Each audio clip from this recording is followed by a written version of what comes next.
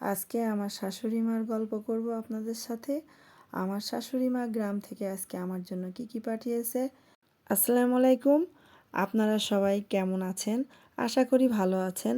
আমিও আপনাদের দোয়ায় ভালো আছি। আজকে আমার শাশুড়ি মা গ্রাম থেকে আমার জন্য কি কি পাঠিয়েছে সেটা নিয়ে আপনাদের সাথে গল্প করতে চলে আসলাম আমি মোহনা। আমার শাশুড়ি মা নিজের হাতে লাগানো পুঁইশাক গাছের, আমরা বলি মেসরি, মেসরি দিয়েছে আমার জন্য অনেকগুলা। আর আপনারা পুঁইশাক গাছের ফুল বা মেসরিকে কে কী নামে চেনেন এটা কমেন্টে অবশ্যই জানাবেন। তারপরে আমার শাশুড়ি মা দিয়েছে কচুর শাক, যেটা আমার অনেক পছন্দ। বাড়িতে গেলেই কচুর শাক খেতে হয় আমার। কোনো বাড়ি কচুর শাক না খেয়ে বাসায় ফিরি না। আর এটা হচ্ছে গ্রামের তাজা কচুর শাক, যেটা আমার শাশুড়ি মার ক্ষেত থেকেই তুলে দিয়েছে। আর দিয়েছে গাছের সিম। এটাও আমার শাশুড়ি মা গাছটা লাগিয়েছে দেখে এসেছিলাম, ওই গাছের সিমটাই তুলে দিয়েছে আমার জন্য।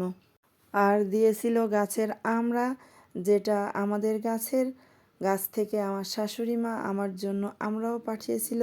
আমরা নাকি শেষ আর গাছে নাই, এতটুকুই ছিল আমার শাশুড়ি মা পাঠিয়ে দিয়েছে আমার জন্য।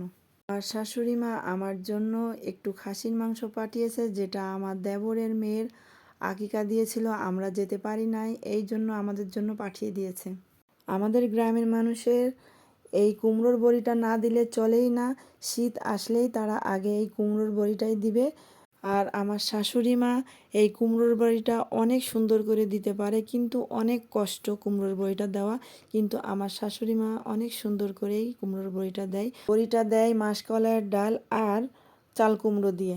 আর পাঠিয়েছিল ছাগলের বট, যেটা আমার দেবরের মেয়ের আকিকা দেওয়া হয়েছিল, আমরা যাইনি, এই জন্য আমার শাশুড়ি মা আমার জন্য ছাগলের বটটাও পাঠিয়ে দিয়েছে। তারপর তাড়াহুড়া করে বসে পড়লাম কচুর শাকগুলো কাটতে। আমার তো অনেক সময় লাগে সবজি কাটতে, তাই তাড়াতাড়ি বসে পড়লাম কচুর শাকগুলো কাটতে। এই যে আমি কচুর শাকগুলো কেটে সুন্দর করে ধুয়ে রান্না করব, কারণ আজকেই তাজা, আজকেই খেতে অনেক মজা লাগবে, এই জন্য আমি কাটতে বসে গেলাম। পুঁই শাকের মিশ্রিগুলাও অনেক তাজা, এই জন্য পুঁই শাকের মিশ্রিগুলাও কেটে ধুয়ে নিব রান্না করার জন্য। আমার শাশুড়ি মায়ের গল্প করতে করতে এতটা সময় যে পার হয়ে গেছে আমি বুঝতেই পারিনি।